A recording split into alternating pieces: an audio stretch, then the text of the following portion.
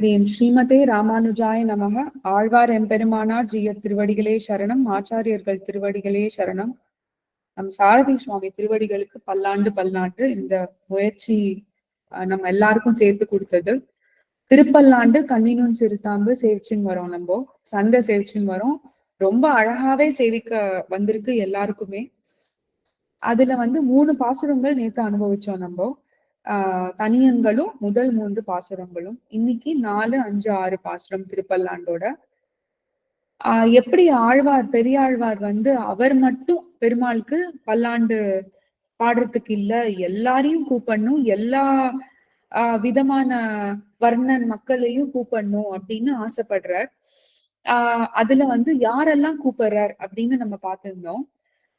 இந்த 4வது பாசுரத்துல இந்த ஆத்மானுபவம், ஆத்மாவையே அனுபவிக்கிறவர் ஆசைப்படும் கைவல்யார்த்தியை அழைக்கிறார் அப்படின்னு பாக்குறோம் நம்ம.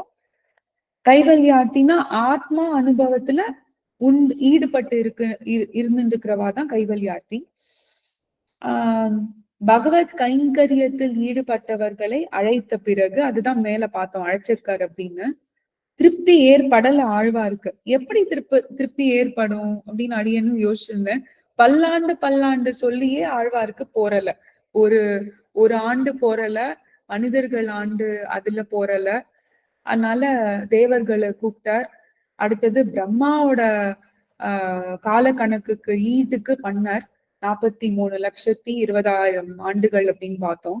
அடுத்தது ஒரு பிரம்மா போராது, பல ஆயிரம் பிரம்மாக்களை கூப்பிட்டார். அப்ப இங்க ஆழ்வார் மட்டும் பல்லாண்டு பாடினா எப்படி? அதனால எல்லாரையும் கூப்பிடலாமே, எல்லா வகை மக்களையும் கூப்பிடலாம் அப்படின்னு ஒரு ஆசை ஆழ்வாருக்கு. அதுல பகவத் கைங்கரியத்துல இருக்கிறவா கூப்பிட்டுட்டார். அதுல கொஞ்சம் திருப்தி கிடைக்கல ஆழ்வாருக்கு. அப்புறம் என்ன பண்றார்? உலக இன்பங்கள் ஆசைப்படும் ஐஸ்வர்யார்த்தி. எல்லாருமே இல்லையா, நம்ம எல்லாருமே. இப்போ அடியனுக்கு அப்பப்போ யோசிச்சு பார்ப்பேன். என்னன்னாக்கா திடீர்னு இப்போ அந்த ஏதோ சொல்றா இல்லையா, எமர்ஜென்சி அப்படின்னு. எமர்ஜென்சி எல்லாத்தையும் விட்டுட்டு போயிடணும் அப்படின்றா. இப்போ பிளேன்ல எல்லாம் நம்ம போனோம்னாக்கா சொல்லுவா, எதுவுமே ஃபர்ஸ்ட் யுவர் பிலாங்கிங்ஸ் எல்லாம் விட்டுருங்கோ. மாஸ்க் வந்தா கூட நீங்க ஃபர்ஸ்ட் அந்த ஆக்சிஜன் மாஸ்க் வச்சுக்கோங்க, அப்புறம் குழந்தைகளுக்கு போடுங்கோ அப்படின்லாம் சொல்றா. அப்படின்னு யோசிப்பேன். அந்த மாதிரி ஏதாவது ஒரு எமர்ஜென்சி வந்ததுனாக்க எதெல்லாம் எடுத்துக்கணும்னு மனசுக்கு தோணும் இல்லையா.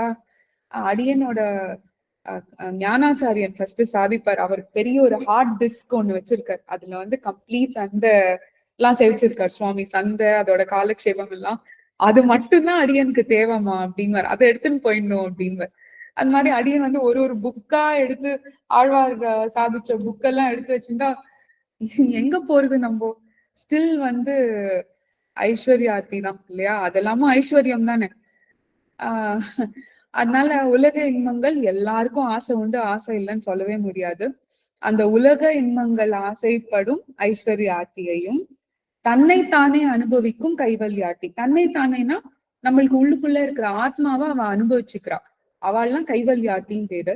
கைவல்யார்த்தியை பார்த்து இவர்கள் இருவரில் உலக இன்பத்தை ஆசைப்படுபவன் என்றாவது பகவத் விஷயத்தில் ஆசை கொள்வான்.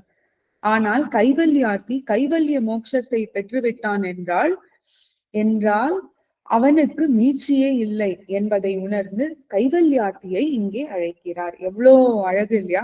ஆழ்வார் யாரோ ஒருத்த அவனை மீட்கவே முடியாது அப்படின்னா அவரைதான் கூப்பிடுறார். நம்ம என்ன பண்ணுவோம், யாரையாவது ஒருத்தவால காப்பாத்தவே முடியல அப்படின்னா விட்டுருவோம் உடனே. கையை பிடிச்சி இழுத்தா நம்மளுக்கு உயிர் எங்க பாதிக்கப்படுமோ அப்படின்னு தானே நம்மளுக்கு ஃபர்ஸ்ட் தோணும். அது 4வது பாசுரத்துல ரொம்ப அழகா ஆழ்வார் எப்படி யாருக்கு ஏன் மீட்சி இல்லைன்றாருன்னா, கைவல்யத்துல நம்ம ஆசைப்பட்டுட்டோம்னா கைங்கரியம் கைவல்யம் அதுலயே வாய்ண்டு இருக்கிறதுக்கு தான் தோன்றது. அதுதான் நம்மளுக்கு உஜ்ஜீவனம் அப்படின்னு நினைச்சுக்கிறோம் நம்ம. அதனால சொல்ற என்ன பாசுரம்? 7 நிலத்தில் இடுவதன் முன்னம் எங்கள் குழாம் புகுந்து கூடு மனமுடையீர்கள் வரம்பொழி வந்தொல்லை கூடுவினோ நாடும் நகரமும் நன்கரிய நமோ நாராயணாய வெண்ணு பாடு மனமுடை பத்தருள்ளீர் பல்லாண்டு கூறுமினே. எவ்வளவு அழகா அஷ்டாட்சர மந்திரத்தையே இது பண்ணிட்டார், அனுசந்திக்க கூப்பிட்டுட்டார் ஆழ்வார். சரீரத்தை வந்து முழுவதுமாக ஒழித்து விடுவதற்கு முன் எங்கள் கூட்டத்தில், இது அப்படியே சேவிக்கிறாடியேன், எங்கள் கூட்டத்தில் வந்து புகுந்து எங்களுடன் கூடுவோம் என்ற ஆசை மட்டும் இருப்பீர்களாகில் ஆத்மாவை மட்டும் அனுபவிப்பது என்கிற வரம்பு விட்டு ஒழித்து, அதுதான் அந்த வரம்பொழி. எந்த வரம்புனா, நான் ஆத்மாவை மட்டும்தான் அனுபவிப்பேன்ற வரம்ப விட்டு ஒழிச்சிட்டு பெருமாளை மங்களாசாசனம் பண்றதுக்கு வாருங்கோள் அப்படின்னு, என்னுடன் வாருங்கோள் அப்படின்ற எப்படின்னாக்க கிராமத்தவர்களான சாமானியர்களும் நகரத்தவர்களான அறிவாளிகளும் நன்றாக தெரிந்து கொள்ளும்படி திருவஷ்டாட்சர மந்திரத்தை, அதுதான் நாடும் நகரமும் நன்கறிய. கிராமத்தில் உள்ளவர்கள், நகரத்தில் உள்ளவர்கள், நாடும் நகரமும் நன்கறிய நமோ நாராயணாயவன்னு என்னது திருவஷ்டாட்சர மந்திரத்தை ரொம்ப அனுசந்தித்து பாடலாம், வாங்கோ எல்லாரும் அப்படின்னு இதுல கூப்பிடுற. அடுத்தது என்ன, 5வது பாசுரம். இதுல வந்து உலகத்து இன்பத்தை விரும்பும் ஐஸ்வர்யாத்தையே அழைக்கிறார். எப்படின்னாக்கா ஆழ்வாருக்கு இப்போ வந்து அடியனோட இன்னொரு ஞானாச்சாரியன் சாதிப்பார், நம்ம எல்லாரும் வந்து கோவிலுக்கு போறோம். ஒரு தடவை கோவிலுக்கு போகும்போது ஆஹா பெருமாள் வந்து எவ்வளவு அழகா வந்து ஆபரணங்கள்லாம் அணிஞ்சுட்டு இருக்கான்னு பாப்போமா. ஓ, இந்த மாதிரி ஒரு ஆபரணம் என்கிட்ட இல்லையே, அடியன் கிட்ட இல்லையே, எப்படி ஒரு வஸ்திரம் சாத்தின்னு இருக்கான். நம்பெருமாளோட வஸ்திரத்தை பார்த்தீங்கன்னா இன்னைக்கு சேவை யாருக்காவது கிடைக்கல அப்படின்னாக்கா உள்ளுக்குள்ள போய் நம்ம கேட்டோம்னா அவளே சொல்லுவா, இனிமே இது அடுத்த வருஷம் 365 நாள் கழிச்சு வாங்கோ இந்த வஸ்திரம் சேவிக்கலாம், இந்த ஆபரணங்கள் சேவிக்கலாம் அப்படி ஒரு நாள் ஒரு ஆபரணம். அந்த மாதிரி ஒரு தடவை வந்து பெருமாள் என்ன அணிஞ்சுட்டு இருக்கான்னு பாக்குறதுக்காக போவோமா. அடுத்தது திருமாடப்பள்ளியில இருந்து பிரசாதம் ஏதாவது கிடைக்கும் இல்லையா, அதுக்காக போவோம் இல்லையா. டெஃபினட்டா திருவல்லிக்கேணி கோவில் போனோம்னா ரொம்ப நன்னா புளியோதரை, தொத்தியோனம், வாட்டவர் என்ன பிரசாதம் கிடைக்கிறதோ அதுக்காக போறோம் நம்ம.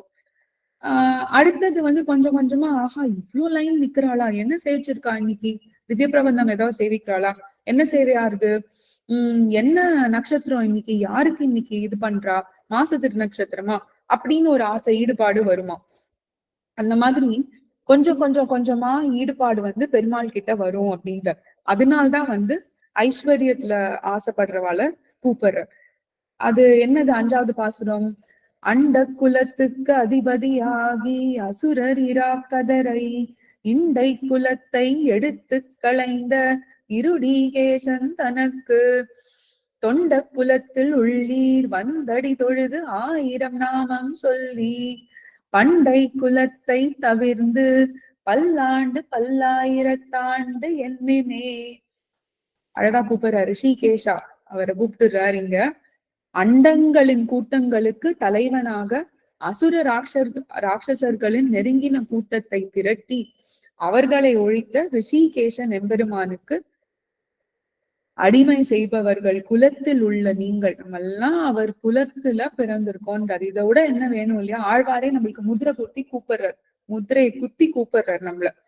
எங்கள் கூட்டத்துக்கு வந்து எம்பெருமானின் திருவடிகளை வணங்கி அந்த எம்பெருமானுடைய ஃபர்ஸ்ட் அஷ்டாட்சர மந்திரம் சேவிச்சிட்டார் முன்னாடி. அதுக்கப்புறம் என்ன சொல்றார், 1000 நாமங்களையும் வாயார பாடி எம்பெருமானிடம் சென்று வேறு பிரயோஜனங்களை பிரார்த்தித்து பெற்று எதுல இருந்து விலகணும்ன்றார். அந்த நம்ம எப்பவுமே போகும்போது எனக்கு இது நடந்துடணும், அடியன் பையனுக்கு பொண்ணுக்கு கல்யாணம் நன்னா ஆயிடணும், நன்னா செட்டில் ஆயிடணும், அவ லைஃப்ல நல்லா ஒரு வேலை கிடைக்கணும், இதெல்லாம் டே டு டே வேண்டிட்டு நம்ம பெருமாள் கிட்டன்னு பிரார்த்திச்சுட்டேதான் இருக்கும். இதை தவிர இதெல்லாத்தையும் அந்த தவிர்ந்துன்றது இதெல்லாத்தையும் தவிர்க்க சொல்றார். விலகி போகும் பிறப்பை தவிர்த்து மீண்டும் மீண்டும் எம்பெருமானுக்கு எப்படி பல்லாண்டு பாடலாம், எப்படி அத நம்ம வந்து வேண்டி பிரார்த்திச்சுக்கலாம் அப்படின்ற. அடுத்தது இன்னியோட கடைசி பாசுரம் 6வது பாசுரம்.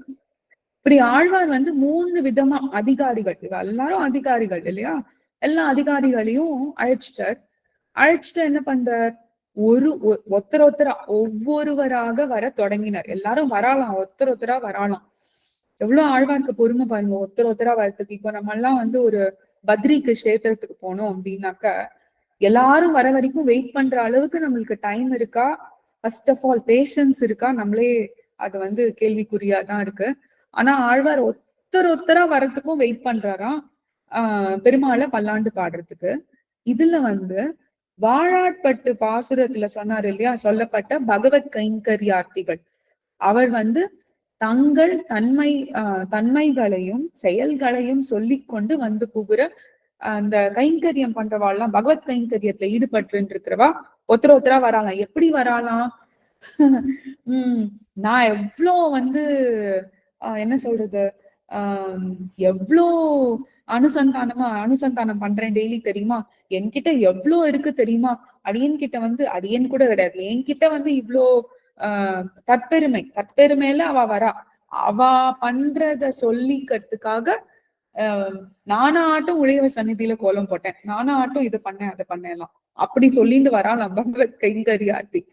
அவெல்லாம் வந்து புகுற அவர்களை ஆழ்வாருடன் அழைத்துக் கொள்கிறார், வாங்கோ அப்படின்னு சொல்றார் ஆழ்வார். எவ்வளவு ரொம்ப அழகான பாசுரம் இது. எந்த தந்தை தந்தை தம் மூத்தப்பன் படிகால் தொடங்கி வந்து வழி வழி ஆற்றைகின்றோம் திருவோண திருவிழவில் அந்தியம் போதில் அரி உருவாகி அரியை அழித்தவனை. அடியனுக்கு ரொம்ப பிடிச்ச லைன். பந்தனை தீர பல்லாண்டு பல்லாயிரத்தாண்டு ஆடுதுமே. அவருக்கா பந்தனை? நானும் என் தந்தையும் அவர் தந்தையும் தந்தை அந்த மாதிரி என்று 7 தலைமுறையா கூப்பிடுறாரு அவர். 7 தலைமொழிகளா வந்து முறையா கைங்கரியம் செய்யறார் அப்படின்னு ஆழ்வார் கூப்பிடுறார்.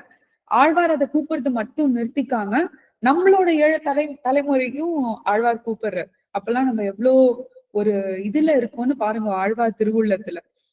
அப்புறம் அது வந்து எவ்வளவு அழகா வந்து கனெக்டிங் எப்படி பண்றாருன்னா, திருவோண திருவிழவில் திருவோண திருநாளில், ஆனா திருவோணத்து கிடையாது, அரி உருவாகி, யாரு? இரண்யன் இல்லையா, இரண்யன் நம்ம நரசிம்மர் அவளை சேவிக்கிறார். எப்படி அந்த நிகழ்ச்சி நடந்தது அப்படின்னு. ஆனா ஆழ்வாருக்கு வந்து இது அடியனோட ஞானாச்சாரியன் சாதிப்பார். திருவோண திருவிழல் ஏன் சுவாத்தியே சொல்லாம திருவோணம் சொல்றாரு அப்படின்னு. ஆழ்வாருக்கு அவ்வளவு பயமா பெருமாளை விட்டு கொடுக்கறதுக்கு. எங்க சுவாத்தியில இவர் வந்துடுறார் அப்படின்னு சொன்னா யாராவது மல்லர்கள் வந்து பெருமாளை சண்டை போட போறா, பெருமாளை எதிர்க்க போறான்றதுக்காக மறைச்சு சொல்றாராம்.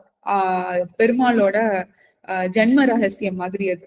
அதனால அது ரொம்ப அழகா இருக்கு. இன்னொரு நாள் அதை மட்டுமே நம்ம பார்க்கலாம், என்ன சொல்றா, ஏன் அப்படி வந்திருக்கு அப்படின்னு. அந்த வந்து அந்த மாலை பொழுதில் அழகியதான நரசிம்ம உருவத்தை கொண்டு தன் எதிரியான இரண்யனை அழித்தவனுக்கு தன்னுடைய அடியவனுக்காக செய்த அந்த செயலினால் ஏற்பட்ட சோர்வு தீரும்படியாக காலம் உள்ளவரை பல்லாண்டு பாடுவோம் என்று ஆழ்வார் சொல்றார். அடுத்தது நம்மளுக்கு ரொம்ப அழகான பாசுரம், தீயில் பொலிகின்ற, அது வந்து நாளைக்கு நம்ம சேவிக்கலாம். ஆழ்வார் எம்பெருமானார் ஜீயர் திருவடிகளே சரணம்.